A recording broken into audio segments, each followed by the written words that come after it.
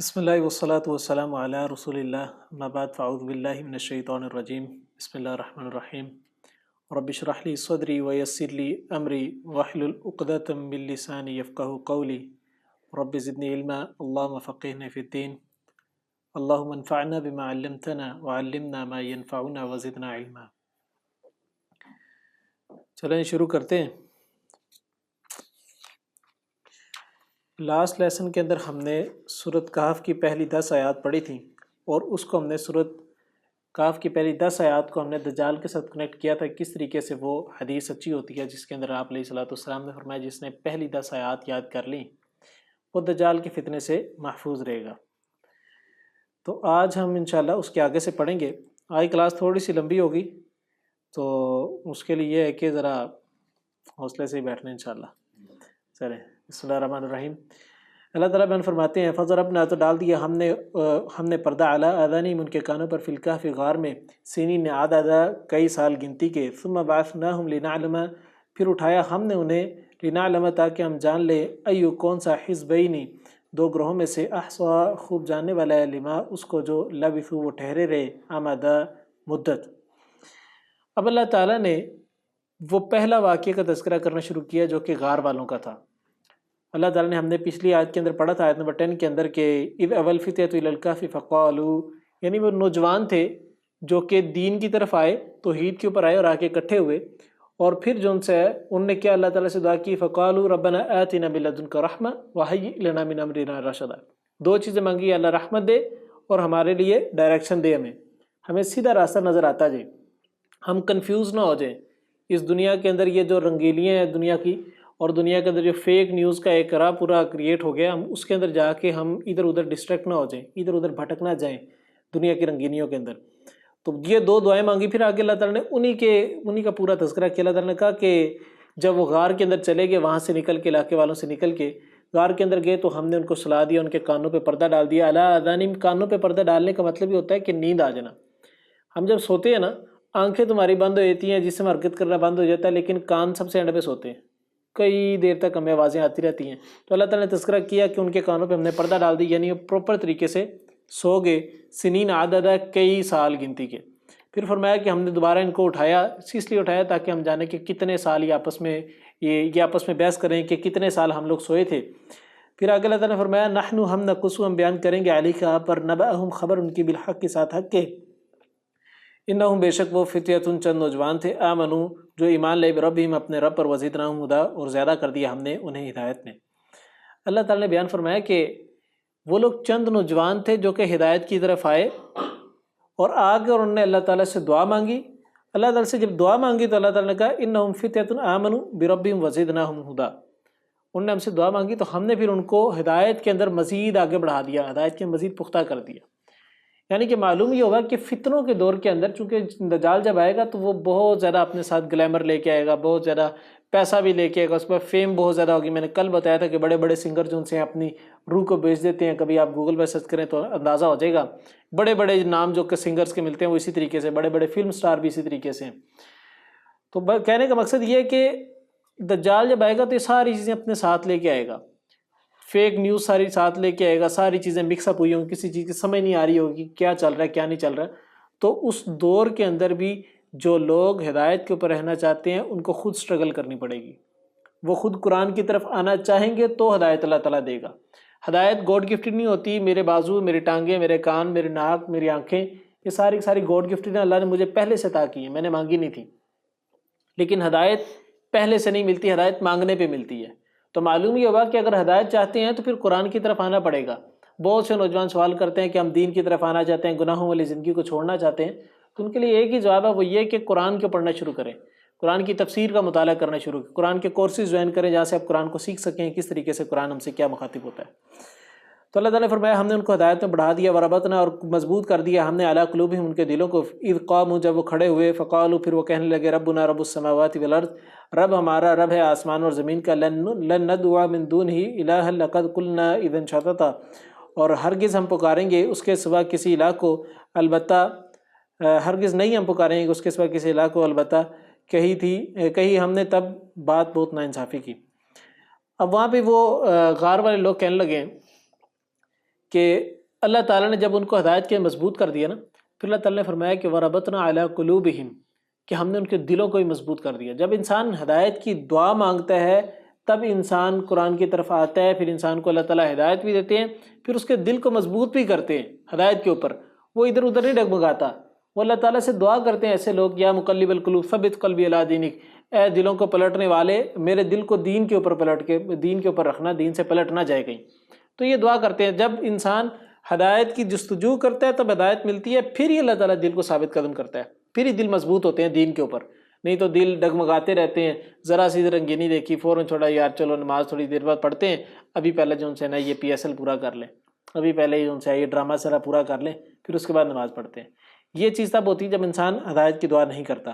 پھر ان لوگوں نے، ان نوجوانوں نے توحید کی بات کی، انہوں نے کہا کہ فقالوا ربنا رب السماوات والارض، کہ ان سب نے کہا کہ رب ہمارا جو ہے وہ زمینوں اور آسمانوں کو بنانے والا ہے۔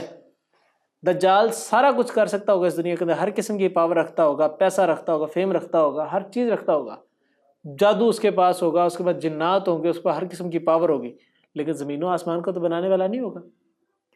جب ابراہیم علیہ السلام نے اپنے بادشاہ کے سامنے کلمہ حق بلند کیا نا، بادشاہ کہنے لگا کہ میں زندگی بھی دیتا ہوں، میں موت بھی دیتا ہوں، تو ابراہیم نے کہا کہ کر کے دیکھو۔ اس نے ایک بندے کو جیل سے بلایا اور کہا کہ یہ بھی زندہ ہے، دیکھو میں اس کو موت دیتا ہوں۔ اس کو پھانسی کا آرڈر دیا، وہ بندہ مر گیا، کہا کہ میں نے اس کو زندگی دی تھی، میں نے اس کو موت دے دی۔ تو ابراہیم علیہ السلام نے چیلنج کیا کہ میرا رب مشرق سے سورج کو نکالتا ہے، مغرب میں غروب کرتا ہے، تم نکال کے دکھاؤ، کر کے دکھاؤ۔ تو اسی سے قاصر تھا، فوراً اکا بکا رہ گیا۔ تو یہی وہ بات یہاں پر جو ان سے نا اصحاب کہف نے بھی یہ کہا کہ دجال کے دور کے اندر جو لوگ آئیں گے، جو دجال جب آئے گا تو وہ ساری چیزوں کو کر سکتا ہوگا، لیکن ایک چیز یہ بھی نہیں کر سکتا ہوگا کہ زمین و آسمان کو نہیں بنا سکے گا۔ وہ بھی دھوکے سارے دے لے گا، زمین آسمان کو تو نہیں بنانے والا ہوگا، میرا رب بھی ہے جو بنانے والا ہے۔ تو لہٰذا اس کے علاوہ کسی اور کو نہیں پکارنا، کسی اور کی طرف یہ پاورز نہیں منسلک کرنی کہ کوئی اور بھی یہ کام کرنے والا ہے، کوئی اور بھی اولاد دینے والا ہے۔ پیسہ جو ان سے ہے یہ سب کچھ ہے، پیسہ ہی سب کا خدا ہے، جس کے پاس پیسہ ہے اس کے پاس ہی پاور ہے، اسی کی بات کو تسلیم کیا جائے گا۔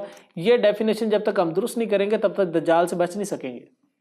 تو یہاں پر جو چھوٹے چھوٹے الہ ہم نے بنائے ہوتے ہیں، چھوٹے چھوٹے خدا بنائے ہوتے ہیں، خدا اسی کو کہتے ہیں نا کہ کسی کا انفلوئنس آپ کے اوپر اتنا ہو جائے کہ وہ ہاں گئے تو ہم کہیں جی ہاں جی بالکل ٹھیک ہے، وہ کہیں نہیں تو ہم کہیں جی جی بالکل ٹھیک ہے، نہیں ہے نہیں ہے۔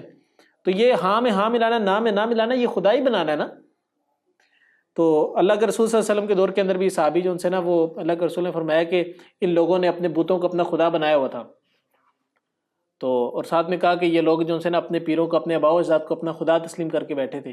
یہودیوں نے اپنے جو ان سے نا وہ اس کو اپنے راہبوں کو جو ان سے اپنا خدا بنایا ہوا تھا۔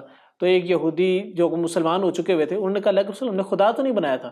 اللہ کے رسول نے کہا جب وہ تمہارے راہب تمہیں کہتے تھے کہ یہ چیز حلال ہے، تم حلال مانتے تھے؟ انہوں نے کہا جی مانتے تھے۔ اللہ کے رسول نے کہا جب وہ حرام کہتے تم حرام مان لیتے تھے؟ کہتے ہاں جی مان لیتے۔ اللہ کے رسول نے فرمایا یہی تو خدا بنانا ہے، آج ہم نے بھی ان چیزوں کو خدا ہی بنایا ہوا ہے۔ آگے اللہ تعالیٰ فرماتے ہیں ہا اولائی، یہ ہے قومنا قوم ہماری، اتخذوا انہوں نے بنا لیا من دونہ اس کے سوا آلہۃ کئی الہ، لولا یأتون علیہم بسلطان بین، کیوں نہیں وہ لائے ان پر کوئی دلیل واضح۔ فمن اظلم ممن افترى علی اللہ کذبا، تو کون ہے بڑا ظالم اس سے جو گھڑ لے اللہ تعالیٰ پر جھوٹ۔ اب وہ لوگ اصحاب کہف خود توحید کے اوپر قائم ہو چکے، اب وہ آپس میں ڈسکشن کر رہے ہیں۔ یہ جتنے لوگ بیٹھے ہیں یہ سارے کے سارے جو ان سے ہے وہ پتہ نہیں الہ بنایا ہوا ہے، دوسرے لوگوں کو خدا تسلیم کیا ہے۔ چھوٹی چھوٹی چیزوں پر اگلے بندے کے ساتھ جو ان سے نا وہ جا کے اس کے پیچھے لگ جاتے ہیں، وہ کہتے ہیں نا ٹرک کی بتی پیچھے لگ جاتے ہیں، وہ ذرا سی کوئی روشن نظر آئے، ذرا سی کوئی گلیمر نظر آئے، ذرا سا کوئی جو ان سے نا وہ دنیاوی ٹھاٹ باٹ نظر آئے، اس کے پیچھے چلنا شروع کر دیتے ہیں۔ تو یہ ساری چیزیں یہ لوگ کرتے ہیں، حالانکہ ان کے پاس ان کی کوئی دلیل تو نہیں ہے۔ خدا کو تسلیم کرنے کے لیے دلیل کی ضرورت ہے نا۔ ہمارے پاس دلیل ہے کہ قرآن اللہ تعالیٰ نے جو ان سے نا زمین و آسمان کو بنایا اس لیے وہی خدا ہے، اور تو کوئی خدا ہو نہیں سکتا۔ تو اسی لیے اللہ کہنے لگے کہ ان کے پاس تو کوئی دلیل بھی نہیں، یہ اللہ تعالیٰ پہ جھوٹ باندھتے ہیں، یعنی کہ ہمارا خدا جھوٹا نہیں ہو سکتا اور خدا کی طرف جھوٹ منسوب نہیں ہو سکتا، اور ہمارا جو رب ہے، ہمارا جو اللہ ہے، اس کے ماننے کے اوپر دلیل موجود ہے۔ دجال جب آئے گا اس کے پاس سب کچھ ہوگا، لیکن وہ یہ کام نہیں کر سکتا ہوگا، اس کے پاس سارا کچھ عارضی ہوگا، اس کے پاس کوئی اوتھینٹک دلیل نہیں ہوگی اپنی خدائی کی۔ یہ جو چھوٹی موٹی چیزیں اور بھی بڑے لوگ کر سکتے ہوں گے، لیکن دجال کے پاس اتنی پاور نہیں ہوگی کہ وہ اپنی اتھارٹی کو منوانے کے لیے کوئی اوتھینٹک دلیل دے سکے۔ دلیل کیا؟ زمین و آسمان کو بنانا، ایسا کوئی کام نہیں کر سکتا ہوگا۔ آگے فرمایا وَإِذِ اعْتَزَلْتُمُوهُمْ، جب الگ ہو گئے تم ان سے، وما اور جن اور جن کی یعبدون وہ عبادت کرتے ہیں الا سوائے اللہ اللہ تعالیٰ کی، اللہ تعالیٰ کے فاوو تو پناہ لی الی الکہفی طرف غار کے۔ اللہ تعالیٰ آگے تذکرہ کر رہے ہیں کہ پھر وہ لوگ وہاں سے نکلے اور جا کے غار کے اندر بس گئے۔ غار کے اللہ تعالیٰ نے تھوڑی سی ڈائریکشن کو واضح کیا، وہ سائنٹیفکلی ذرا سمجھے تو پھر زیادہ اچھے طریقے سمجھ آ جائے گی۔ اللہ تعالیٰ نے کہا کہ وہ غار کے اندر ہے جہاں سے سورج جب طلوع ہوتا ہے تو تب بھی ان کے اوپر روشنی پڑتی ہے، غروب ہوتا ہے تب روشنی پڑتی ہے، ایک سائڈ سے روشنی پڑتی ہے۔ اللہ نے مختلف ڈائریکشن بتائیں کہ غار ایک ایسی جگہ پہ تھی جہاں پہ اس طریقے سے سورج کی ڈائریکشن ہوتی تھی۔ وہ سائنٹیفکلی کوئی سائنٹیفک بندہ ہی ہمیں سمجھائے تو سمجھ آ جائے گی۔ بہرحال وہ غار کی ڈائریکشن کو اللہ تعالیٰ نے واضح کیا، وہ بھی ایک انوکھی سی جگہ پہ تھی۔ اللہ تعالیٰ نے فرمایا کہ پھر ہم نے جو ان سے نا اس کے اندر بھی ان کو بار بار جو ان سے نا ان کی کروٹ بدلتے رہے۔ وہ سوئے ہوئے تھے، بار بار کروٹ بدلتے تھے، 309 سال اس غار کے اندر سوئے رہے۔ کتنے سال؟ 309 سال بار بار کروٹ اسی لیے بدلتا رہا اللہ تعالیٰ کیونکہ ہم ایک سائڈ پہ منہ کر کے اگر لیٹ جائے نا، گھنٹہ 2 گھنٹے 3 گھنٹے لیٹ جائے نا، بازو سن ہوتی ہے، تو زیادہ دیر لیٹے رہے نا تو بازو کیونکہ بلڈ کا فلو نہیں ہو پا رہا ہوتا تو وہ سن پارٹ جب رہتا ہے نا تو باڈی کا وہ حصہ ضائع بھی ہو سکتا ہے، اور اس وجہ سے بازو کا ڈیتھ بھی ہو سکتی ہے اگر کتنے جو ان سے نا وہ گھنٹے انسان سویا ہی رہے یا زیادہ دن انسان وہ ایک ہی طرف کروٹ لے کے سویا رہے، اس سے باز کا ڈیتھ بھی ہو جاتی ہے۔ تو اللہ تعالیٰ نے تذکرہ کیا ہم ان کی کروٹ بھی بدلتے رہے۔ اور یہاں پر آگے اللہ تعالیٰ کہتے ہیں کہ وَتَحْسَبُهُمْ أَيْقَاظًا وَهُمْ رُقُودٌ، اور آپ سمجھتے انہیں کہ وہ جاگ رہے ہیں حالانکہ وہ رقود وہ سوئے ہوئے تھے۔ وَنُقَلِّبُهُمْ، اور ہم کروٹ بدلتے رہے، فِي ذَاتِ الْيَمِين دائیں جانب ان کی، وَذَاتِ الشِّمَال اور بائیں جانب۔ اللہ تعالیٰ فرماتے ہیں کہ ان کی کروٹ بھی ہم بدلتے رہے۔ پھر فرمایا کہ وَكَلْبُهُمْ بَاسِطٌ ذِرَاعَيْهِ بِالْوَسِيدِ، اور کتا ان کا پھیلائے ہوئے تھا اپنے دونوں ہاتھ داہنے پر۔ اب اللہ تعالیٰ بیان کرتے ہیں کہ وہ نوجوان تو تھے ہی تھے، ساتھ میں ان کا ایک کتا بھی تھا جو کہ رکھوالی کے طور پہ وہاں پر موجود تھا۔ اور پھر آگے اللہ تعالیٰ نے ایک بہت بڑی عجیب قسم کی بات کی، فرمایا کہ لَوِ اطَّلَعْتَ عَلَيْهِمْ لَوَلَّيْتَ مِنْهُمْ فِرَارًا، اور اگر جھانکتے آپ علیہم ان پر، لَوَلَّيْتَ البتہ پیٹ پھیر لیتے آپ، منہم ان سے، فرارا بھاگتے ہوئے، وَلَمُلِئْتَ مِنْهُمْ رُعْبًا، اور البتہ بھر دیے جاتے آپ ان سے رعبا، رعب میں۔ ہمارے یہاں پہ کہ اللہ تعالیٰ نے یہاں پر کہا کہ وہ غار کے اندر جو لوگ موجود تھے وہ سوئے ہوئے تھے اور ان کا باہر جو کتا موجود تھا اس کو دیکھ کے خاص قسم کا رعب طاری ہوتا ہے، لوگ ڈرتے تھے وہاں پر جانے سے۔ ہمارے یہاں پر بھی کچھ گھر مشہور ہوتے ہیں نا، کچھ علاقے مشہور ہوتے ہیں کہ یار ادھر نہیں جانا، ادھر جن ہے، حالانکہ کس نے دیکھے ادھر جن؟ کسی نے بھی نہیں دیکھا تھا، لیکن مشہور ایک ہو جاتے ہیں، لوگ ادھر جانے سے ڈرتے ہیں، ادھر جانور نہیں جاتے، باقی تو چھوڑ دو، جانور بھی نہیں جاتے۔ تو یہ چیزیں بعض کا مشہور ہوتی ہیں، تو وہ علاقے کے اندر ہی مشہور ہو گیا تھا کہ یہ علاقے یہاں پر جو اس نے نہیں جانا، اور کوئی بھی نہیں جاتا تھا، اور جو جاتا تھا بھاگ جاتا تھا وہاں سے ڈر کے۔ تو یہ اللہ تعالیٰ کی طرف سے خاص قسم کا رعب تھا۔ رعب اس لیے وہاں پر رکھا تاکہ لوگ وہاں پر جا کے ان کو چھیڑے نہ، کیونکہ اللہ تعالیٰ نے اپنا ایک کام دکھانا تھا، ایک اللہ تعالیٰ نے پوری ایک ترتیب رکھی نا دنیا کی، اللہ تعالیٰ وہ چیزیں ثابت کر رہی تھی، اسی لیے وہاں پر لوگوں کے جانے کے اوپر رعب طاری کر دیتا تھا اللہ تعالیٰ، تاکہ وہاں پر لوگ جا کے ان کو کہیں جگائے نہ، ان کو چھیڑے نہ، ان کو نقصان نہ پہنچائیں، اس لیے اللہ تعالیٰ نے ان کے پروٹیکشن کے لیے کام کیا۔ پھر آگے فرمایا وَكَذَلِكَ، اور اسی طرح بَعَثْنَاهُمْ، اٹھایا ہم نے انہیں، لِيَتَسَاءَلُوا، تاکہ وہ ایک دوسرے سے سوال کرے، بینہم آپس میں، قال کہا، قائل کہنے والے نے، منہم ان میں سے، کم لبثتم، کتنا ٹھہرے تم، قالوا کن نے کہا، لبثنا ٹھہرے ہم، یومن ایک دن، او بعض یوم یا دن کا کچھ حصہ۔ اب اللہ تعالیٰ کہتے ہیں کہ ہم نے جب ان کو اٹھایا نا تو وہ اٹھتے ساتھ آپس میں تذکرہ کر رہے ہیں، یار ہم کتنے دن سوئے تھے؟ تو ایک بندے نے کہا کہ ایک دن سوئے ہوں گے زیادہ زیادہ، دوسرے نے کہا کہ نہیں ایک دن بھی نہیں، یا اس کا شاید کوئی تھوڑا بہت اسے چند گھنٹے سوئے ہوں گے۔ تو آگے اللہ تعالیٰ فرماتے ہیں کہ قالوا ربکم اعلم بما لبثتم، وہ کہنے لگے کہ رب ہی ہمارا زیادہ بہتر جانتا ہے کہ ہم لوگ کتنی دیر سوئے ہیں۔ معلوم یہ ہوا کہ جب مس انفارمیشن بہت زیادہ ہو جائے تو وہاں پر معاملہ اللہ تعالیٰ کے سپرد کر دینا چاہیے کہ یار ہمیں نہیں پتہ، اللہ ہی بہتر جانتا ہے، بجائے اس کے کہ انسان تکے مارتا رہے۔ اچھا ان تکے مارنے کا فائدہ بھی کوئی نہیں ہوتا، معلوم یہ ہوتا ہے کہ وہ چیزیں جو لا یعنی ہو، جن کا کوئی مطلب نہ ہو، جن کا کوئی مقصد نہ ہو، جان کے کوئی فائدہ نہ ہوتا ہو، ان چیزوں کے پیچھے نہیں بھاگنا چاہیے۔ آج دنیا کے اندر دیکھیں لوگ ان چیزوں کے پیچھے بھاگ رہے ہیں جن کا کوئی فائدہ ہی نہیں ہے، کوئی بھی فائدہ نہیں زندگی کے اندر۔ مثال کے طور پہ جس طریقے سے میں کچھ عرصہ پہلے ہی ایک اسٹوڈنٹ سے ملا تو میں نے پوچھا کیا کر رہے ہو؟ جی سر میں بی ایس آئی ٹی کر رہا ہوں۔ میں نے کہا آپ نے کوئی کورس وغیرہ کیا ہے ویسے آئی ٹی کا؟ کہتا ہاں میں نے کیا تھا فیس بک مونیٹائزیشن کا۔ میں نے کہا پھر؟ تو وہ سر میرا کام ہی کوئی نہیں بنا، 6 مہینے کرتا رہا ہوں تو وہ بس بنا ہی کوئی نہیں۔ میں نے کہا کیوں نہیں بنا؟ وہ سر جب وہ ایک نئی پیک آئی تھی تو تب میں نے دیکھا تھا ہر بندہ بھی ایک بندے نے کورس شروع کروایا تھا، ہر بندہ ہی جائے کر رہا تھا، وہ بندہ کامیاب ہو گیا، ہر بندہ اس کے جائے کورس شروع کر دیا۔ میں نے کتنے کیا؟ 20,000 روپے کا ایک کورس کیا۔ کہتا وہاں پہ سینکڑوں بندوں نے کورسز کیے، بوڑھوں نے بھی کیے، بچوں نے بھی کیے، میں نے کہا کتنے کامیاب ہوئے؟ کہتا کوئی پتہ نہیں، کوئی ایک دو ہی کامیاب ہوئے تھے۔ اب یہ ہے کہ لا یعنی چیزیں جن کا مقصد ہی کوئی نہیں، سمجھ ہی کچھ نہیں آنی، کیا ہونا کیا، بس مس انفارمیشن ہے، بھاگی جا رہے ہیں۔ تو یہ اس طرح کے کاموں کے اندر معاملہ اللہ تعالیٰ کے سپرد کرنا چاہیے، مس انفارمیشن کے پیچھے نہیں بھاگنا چاہیے۔ آگے فرمایا فَبْعَثُوا پس بھیجو احدکم اپنے میں سے کسی ایک کو بورقکم ساتھ اپنی اس چاندی کے الی المدینہ طرف شہر کے، فلینظر پس چاہیے کہ دیکھے ایھا کون سا ان میں ازکا زیادہ پاکیزہ ہے، طعامن کھانا ہے، فلیأتکم برزق منہ ولیتلطف پس چاہیے کہ وہ لائے تمہارے پاس کھانا اس سے کہ اسے چاہیے کہ وہ نرمی کرے، ولا یشعرن بکم احدا اور نہ ہرگز خبر دے بکم تمہارے بارے میں احدا کسی ایک کو۔ اب یہاں پر اللہ تعالیٰ نے بات کی کہ جب وہ جاگے نا، اب ان کو بھوک لگی تو انہوں نے کچھ چاندی کے سکے اپنے میں سے ایک بندے کو دیے اور جا کے کہا کہ بازار سے ایک کھانا لے کے آؤ، کھانا وہ لے کے آنا جو بڑی اچھی کوالٹی کا، ہائی کوالٹی کا کھانا ہو۔ اس سے معلوم یہ ہوتا ہے کہ وہ بندے کوئی غریب گھرانے کے نہیں تھے، بڑے امیر گھرانے کے تھے، لیکن پھر بھی دین کی طرف آگے۔ امیر لوگ تو ہوتے ہیں نا، ہمیں یہ لگتا ہے کہ یار وہ تو اپنی مستی کے اندر ہوتے ہیں، ہم تو جو ہے نا دین کی طرف اس لیے نہیں آ سکتے، ہم نے کام کرنے ہوتے ہیں، یہ کرنا تھا، وہ کرنا، جاب پہ جانا، یہ کرنا، وہ کرنا ہے، تو وہ فارغ ہیں، ٹھیک ہے، وہ تو آ جاتے ہوں گے بھئی، ان کو ہی بڑے کام ہیں، وہ دین کی طرف نہیں آتے۔ کیوں؟ کیونکہ انہوں نے اپنے بزنس کو چلانا ہے۔ ایک بندے کا جب بزنس چل رہا ہے نا، انسان کو وقت نہیں ملتا۔ ایک بندے کے پاس جاب ہی نہیں نا، وہ ویلا ہے، وہ آ سکتا ہے، اور ایک بندے کے پاس جاب ہے نا، وہ ویلا نہیں ہے۔ اسی طریقے سے ایک بندے کا بزنس ہی نہیں ہے، وہ فارغ ہے، وہ آ سکتا ہے دین کی طرف، وہ ٹائم لگا سکتا ہے، لیکن وہ بندہ جس کا بزنس ہے وہ کہے گا بھائی میں صبح بزنس پہ جانا ہے، میں چھٹی کروں گا تو میرا بزنس پیچھے کون چلائے گا؟ تو اللہ تعالیٰ نے یہاں پہ کہا لیکن پھر بھی ان نوجوانوں نے دین کی طرف پلٹے اور اللہ کی توحید کے اوپر آئے۔ پھر جب اٹھے تو انہوں نے ایک بندے کو پیسے دیے اور کہا کہ جا کے کھانا لے کے آؤ، اور کھانا ایک اچھی کوالٹی کا کھانا لے کے آنا ہے، اور پھر فرمایا وَلَا يُشْعِرَنَّ بِكُمْ أَحَدًا اور نہ وہ ہرگز خبر دے بکم تمہارے بارے میں کسی ایک کو، اور کہا کہ جا کے کسی کو بتانا نہیں ہے کہ ہم لوگ کون ہیں۔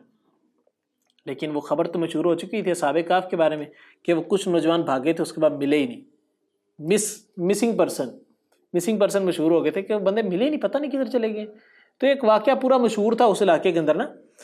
تو آگے اللہ تعالیٰ فرماتے ہیں کہ انہم یظہروا بے شک وہ اگر مطلع ہو گئے علیکم تم پر، یرجموکم وہ سنسار کر دیں گے تمہیں، او یعیدکم یا وہ لٹائے جائیں گے تمہیں، فی ملتہم اپنی ملت میں، ولن تفلحوا اذا ابدا اور ہرگز تم فلاح پاؤ گے تب کبھی بھی، وکذالک اور اسی طرح اثرنا آگاہ کر دیا ہم نے علیہم ان پر، ان لوگوں کو، لیعلموا تاکہ وہ جان لے، ان وعد اللہ حق کہ بے شک وعدہ اللہ کا سچا ہے، وان الساعۃ لا ریب فیہا اور بے شک قیامت نہیں کو شک اس میں۔ اور پھر آگے اللہ تعالیٰ نے تذکرہ کیا کہ جب وہ لوگ کھانا لینے گئے تو تنبیہ کی کسی کو جا کے بتانا نہیں ہے۔ اگر کسی کو پتہ لگ گیا کہ ہم لوگ کون ہیں، ہم لوگ وہاں اس علاقے سے بھاگے ہوئے ہیں، باغی لوگ ہیں، تو کہیں وہ ہمیں کوئی قتل نہ کر دے یا پھر پکڑ کے واپسی اس علاقے والوں کو نہ دے۔ اس سے معلوم ہوتا ہے کہ اصحاب کہف میں ابھی بھی ذہن میں یہی تھا کہ ہم تو ایک دو دن ہی سوئے ہیں تو اٹھ کے آگے ہیں، ٹھیک ہے، لیکن ان کو کیا پتا تھا کہ پیچھے 309 سال گزر گئے، 3 صدیاں گزر گئی ہیں۔ 3 صدیوں کا مطلب پتہ کیا ہے؟ پاکستان بنے کو 75-76 سال ہوئے ہیں ابھی۔ تو سوچے ذرا 3 صدیاں پہلے کیا چیز ہوتی ہوگی، دنیا کی ترقی کدھر ہوگی، عمارتیں کدھر ہوگی، بلڈنگز کدھر ہوگی، ٹیکنالوجی کیا ہوگی، بجلی بھی جو سے نا شاذ نادر ہی ملتی ہوگی، ٹیلی فون تو ویسے نہیں ہوتے تھے۔ تو سوچے دنیا کس طریقے سے چل رہی ہوگی، اور آج کا دور دیکھیے کس طریقے سے چل رہی، دنیا کتنی چینج ہو گئی ہے۔ ان لوگوں کے وہم و گمان میں بھی نہیں تھا کہ اتنا یہ سال گزر گئے سوتے ہوئے۔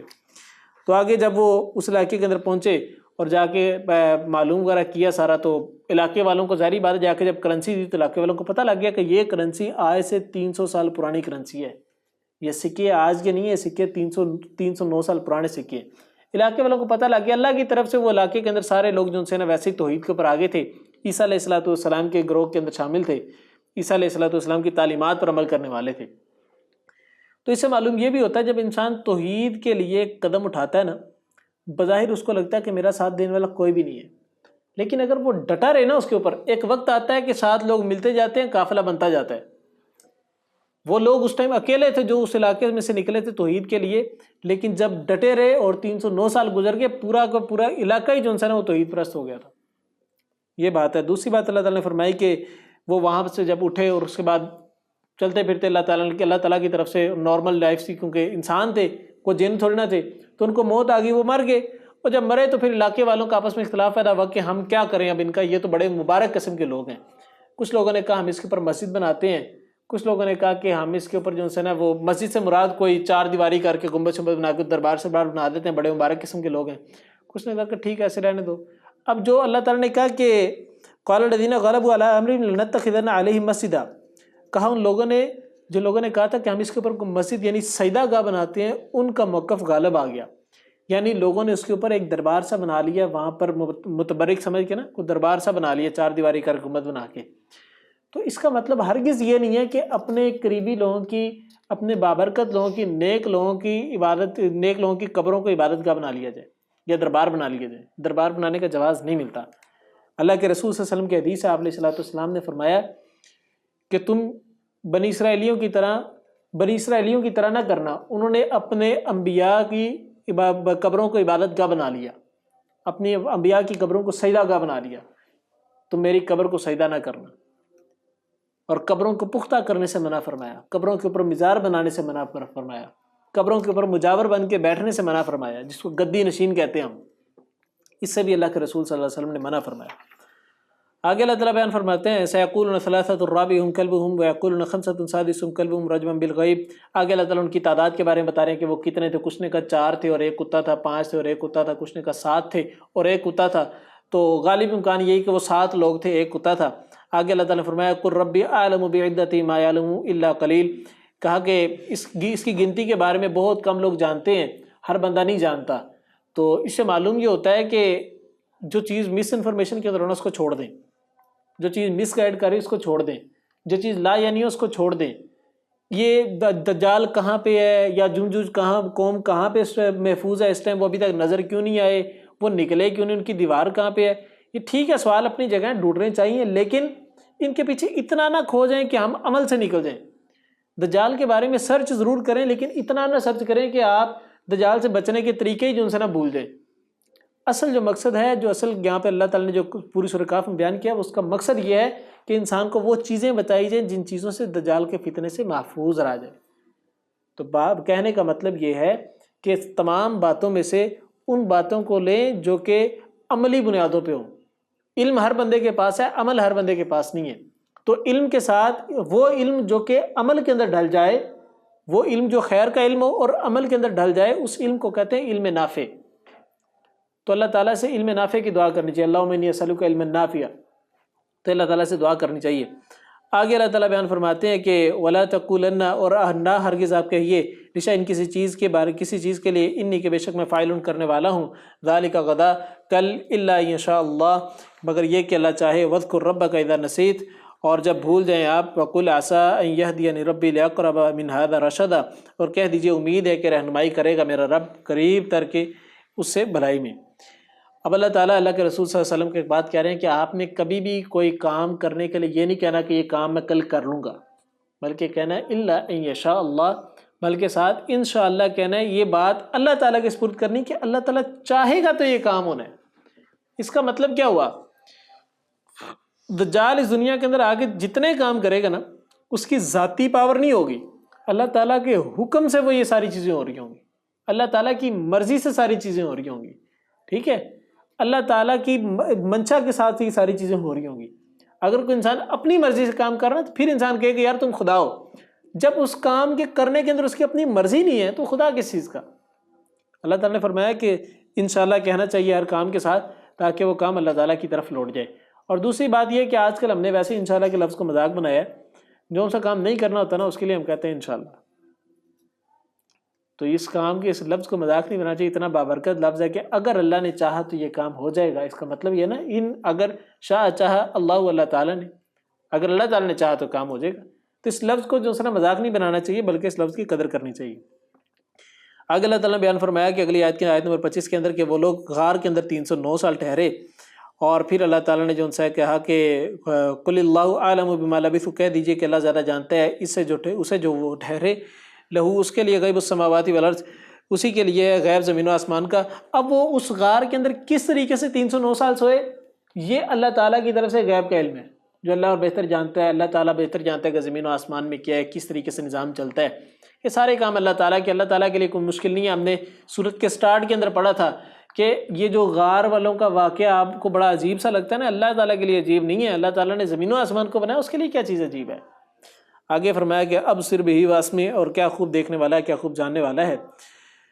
اگلی آیت کے اللہ تعالیٰ بیان فرماتے ہیں وَاتْلُ مَا أُوحِیَ إِلَيْكَ مِن کتاب ربک، اور پڑھیے جو وحی کیا گیا طرف آپ کے کتاب سے آپ کے رب کی، لا مبدل لکلماتہ، نہیں کو بدلنے والا ہے اس کلمات کو، وَلَن تَجِدَ مِن دُونِهِ مُلْتَحَدًا، اور ہرگز نہیں آپ پائیں گے اس کے سوا کوئی پناہ گاہ۔ اب یہ جو آیت جون سی ہے نا، یہ اینٹیڈوٹ آف دجال ہے۔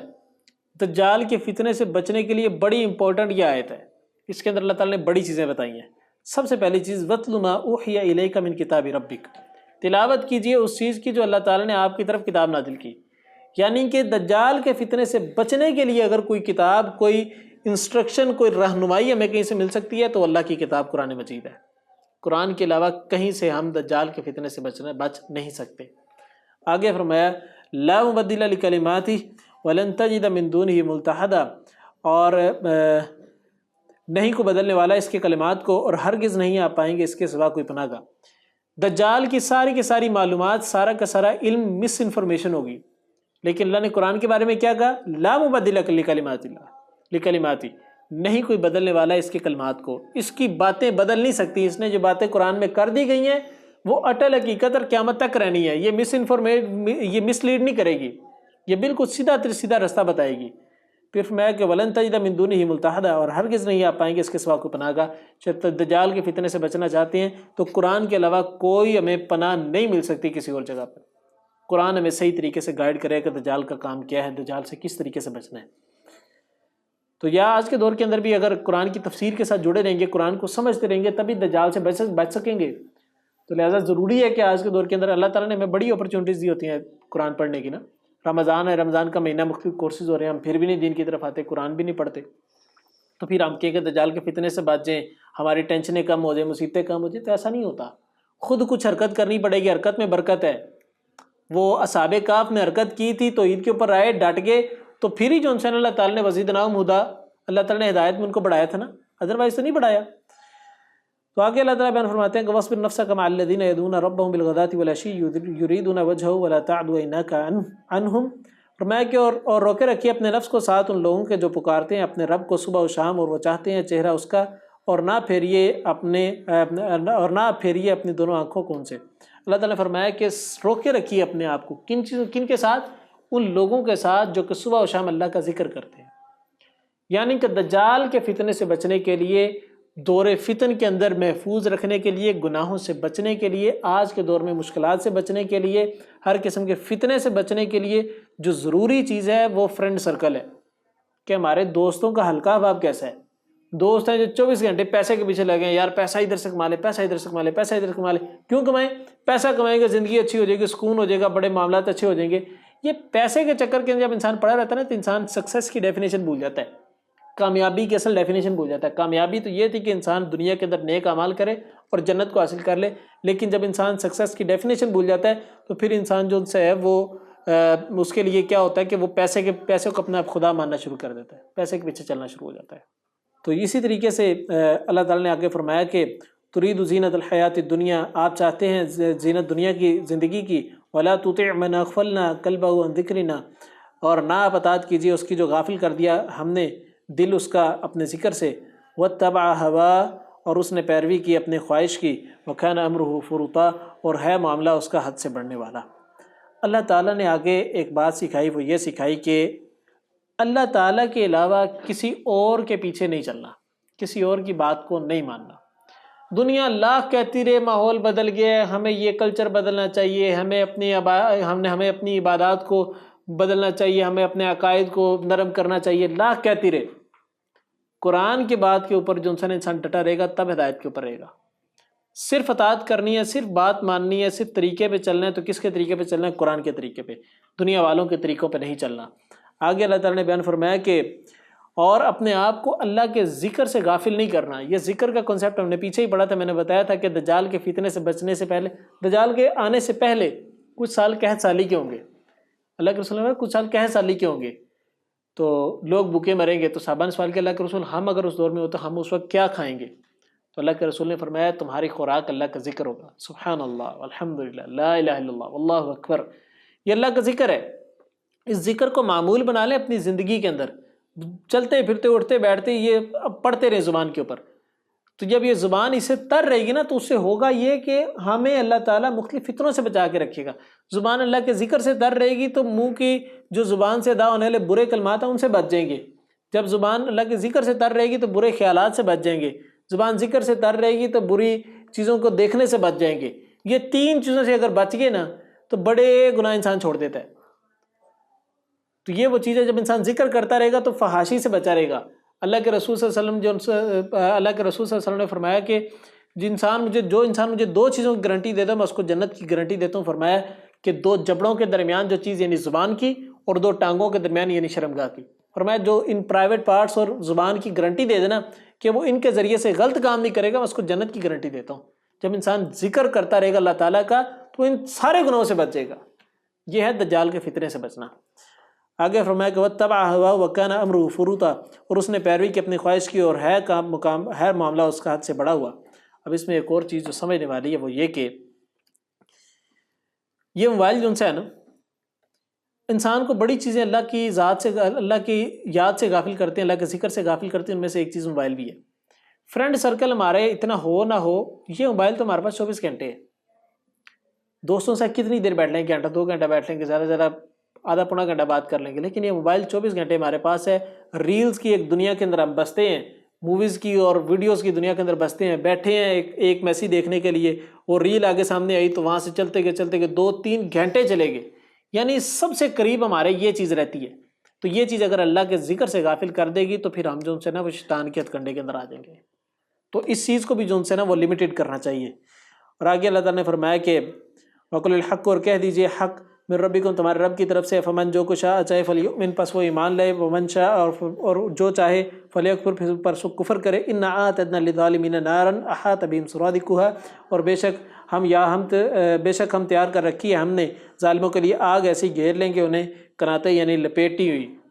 اللہ تعالیٰ آگے جو ان سے ہے وہ ایک چیز کا تذکرہ یہ کر رہے ہیں کہ انسان کے اختیار کے اندر ہے کہ وہ حق کی طرف آئے نہ آئے۔ اللہ نے آزاد چھوڑا ہے، قرآن پڑھنے کی اپرچونٹی ہمارے سامنے ہے، ہمارے اختیار میں ہے کہ ہم اس کو اڈاپٹ کریں نہ کریں۔ ٹھیک ہے، یہ اللہ تعالیٰ نے ہمیں اختیار دیا ہوا ہے۔ اور آگے فرمایا کہ اللہ تعالیٰ نے بہت سخت قسم کا عذاب تیار کر کے رکھا ہے ان لوگوں کے لیے جو ظالم ہوں گے۔ اس سے ایک بات سمجھنے کو یہ ملتی ہے، اس دور کے اندر اگر اپنے آپ کو گناہوں سے بچانا چاہتے ہیں، نیکیوں کی طرف لانا چاہتے ہیں، تو جنت جہنم کا ذکر بار بار سنتے رہیں۔ ہمیں تو پتہ نا، ساری حدیث پتہ ہے، خطبوں کے سن جو سے نا وہ عادی ہوئے پڑے ہمیں ساری چیزیں پتہ ہے، لیکن پھر بھی ہم ان چیزوں کو چھوڑ دیتے ہیں کہ یار یہ پتہ ہے چیزوں کو، اور نئی چیزیں سنیں۔ لیکن اس کے باوجود بھی یہ چیزیں سنیں تاکہ ہمیں موت یاد آئے، قبرستان جائیں تاکہ موت یاد آئے۔ اللہ کے رسول صلی اللہ علیہ وسلم نے فرمایا کہ میں تمہیں قبرستان جانے سے منع کرتا تھا، اب میں تمہیں اجازت دیتا ہوں قبرستان جایا کرو، قبروں کی زیارت کیا کرو تاکہ تمہیں موت یاد آئے۔ قبروں کی طرف جانے کا مقصد ہی موت یاد کرنا ہے۔ ان چیزوں کا ذکر سننا بھی اپنی موت کو یاد کرنا ہے۔ انسان اپنی موت کو یاد کرے گا، انسان گناہوں سے بچے گا۔ اللہ کے رسول نے فرمایا لذتوں کو توڑنے والی چیز کو کثرت سے یاد کرو۔ لذتوں کو کون سی چیز توڑتی ہے؟ موت ہی توڑتی ہے۔ کل نفس ذائقۃ الموت، جب موت کا ذائقہ چکھ لیں گے تو کل من علیہ فان ہو جائے گی، ہر چیز فانی ہو جائے گی، ہر چیز تباہ و برباد ہے، ختم ہو جائے گی۔ تو جتنی لذتیں ہیں، جتنی ہماری جس کو پنجابی میں کہتے ہیں نا چس ہے، یہ ختم ہو جائے گی جب ایک مرتبہ موت کا ذائقہ چکھ لیں گے۔ تو اللہ کے رسول نے فرمایا موت کو کثرت سے یاد کرو جو کہ لذتوں کو توڑتی ہے۔ آگے اللہ تعالیٰ بیان فرماتے ہیں کہ ان الذین آمنوا وعملوا الصالحات لا نضیع اجر من احسن عملا، اور اللہ تعالیٰ اجر کو ضائع نہیں کریں گے ان لوگوں کو جو ایمان لاتے ہیں اور اچھے عمل کرتے ہیں۔ اس سے ایک بات سیکھنے کو یہ ملتی ہے کہ ایک دور ایسا آئے گا دجال کے دور کے اندر بھی انسان نیکی کر رہا ہے، دین کے اوپر ہے، بہت زیادہ سٹرگل کر رہا ہے، لیکن پھر بھی جو سا اس کو آؤٹ پٹ نہیں ملتی، اس کے دل کو سکون نہیں ملتا، تو وہ یہ نہ سوچے کہ میں شاید سیدھے راستے پہ نہیں ہوں، میری شاید دعائیں قبول نہیں ہو رہی، میں شاید بہت گناہ گار ہوں، اللہ میرے سے ناراض ہو گیا اس لیے مجھے سکون نہیں مل رہا، مجھے کوئی ریوارڈ نہیں مل رہا، اس چیز کا کوئی آؤٹ پٹ نہیں نظر آ رہی، وہ اس چیز کے چکر میں نہ پڑا رہے۔ یہ یاد رکھے کہ اللہ تعالیٰ اس کے اجر کو ضائع نہیں کریں گے جو بندے نیک اعمال کرتے ہیں، جو بندے دین کے اوپر آتے ہیں۔ وہ اللہ تعالیٰ نے قرآن جو فرمایا کہ لیس للانسان الا ما سعی، انسان کے لیے تو وہی ہے جس کی وہ کوشش کرے گا۔ انسان نے کوشش کی ہے نیک اعمال کرنے کی، اللہ تعالیٰ اس کو اجر دیں گے، پورا پورا اجر دیں گے، کمی نہیں ہوگی۔ آگے اللہ تعالیٰ نے فرمایا کہ اولئک لہم جنات عدن تجری من تحتہم الانہار یحلون فیہا من اساور من ذہب ویلبسون ثیابا خضرا من سندس واستبرق متکئین فیہا علی الارائک نعم ثواب و حسنت مرتفقہ. اللہ تعالیٰ اگر جنت کی نعمتوں کا تذکرہ کر رہے ہیں، بڑی بڑی نعمتوں کا تذکرہ کیا، ان نعمتوں کا تذکرہ کیا جو نعمتیں اس دنیا کے اندر رلائے نہیں کرتی، موجود ہی نہیں ہے. معلوم یہ ہوا کہ دجال جب آئے گا وہ اپنے ساتھ جنت اور جہنم لے کے آئے گا، جنت کی نعمتیں ساتھ لے کے آئے گا، وہ بڑی خوشحالی لے کے آئے گا، لیکن اس کی نعمتیں، اس کی خوشحالیاں عارضی ہوں گی. جنت وہ چیز ہے جس کے اندر ہمیشگی ہے، جنت کی نعمتیں عارضی نہیں ہوں گی، ہمیشہ ہمیشہ کے لیے ہوں گی. اور دجال کی نعمتیں جو سی ہیں ان کا تصور کیا جا سکتا ہے، لیکن اللہ تعالیٰ کی طرف سے ملنے والی نعمتوں کا تصور نہیں کیا جا سکتا وہ کون سی نعمتیں ہوں گی. اللہ کے رسول صلی اللہ علیہ وسلم نے فرمایا کہ جنت وہ چیز ہے جس کو نہ کبھی کسی آنکھ نے دیکھا، نہ کبھی کسی کان نے سنا، نہ کوئی زبان اس کو بیان کر سکی جنت ہے کیا، اور نہ کبھی کسی دماغ نے سوچا کہ جنت کیسی ہو. اللہ سے دعا کرتے ہیں کہ اللہ ہمیں جنت نصیب فرمائے. آگے اللہ تعالیٰ 2 باغ والوں کا تذکرہ کر رہے ہیں، وہ انشاءاللہ کل کے لیسن کے اندر ہم پڑھیں گے اور اس کو جو ان سے ہے وہ تذکرہ کریں گے. یہیں تک کافی ہے.